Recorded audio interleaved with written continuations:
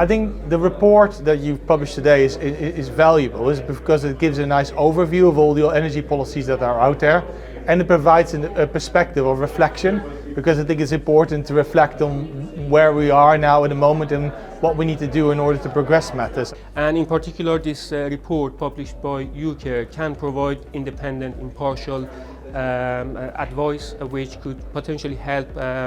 governments and other decision makers to make informed decisions. We hope that it's an independent reflection on progress and challenges in delivering the energy transition over the last year, and it also is introducing some of the research that UKERC is going to be doing over the coming years, so we hope it opens a dialogue with policymakers and other interested groups around how academic research can inform policy. There are a lot of unquestioned answers that still needs resolving, and that's why I guess you need research.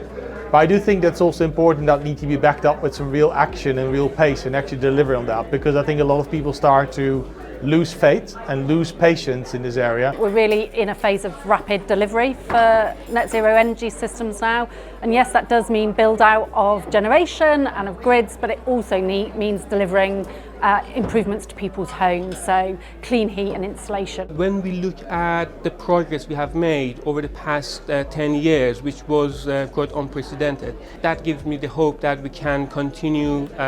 building the momentum and achieve net zero. And going forward, there's a lot to welcome from the government's current plans on delivering the warm home plans, prioritising support for those on the lowest incomes, but I think going forward there's also needs to reform the structure of bills to make sure that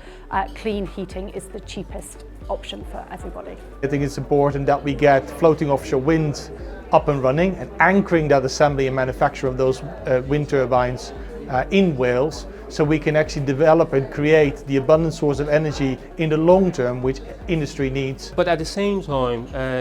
behavioral changes could have a huge impact on reducing the energy consumptions and energy demand. At the end of the day, if we reduce the demand for energy, we require less capacity. What gives me hope that we can get a fair and equitable transition, or a just transition, is that actually there is a real plan.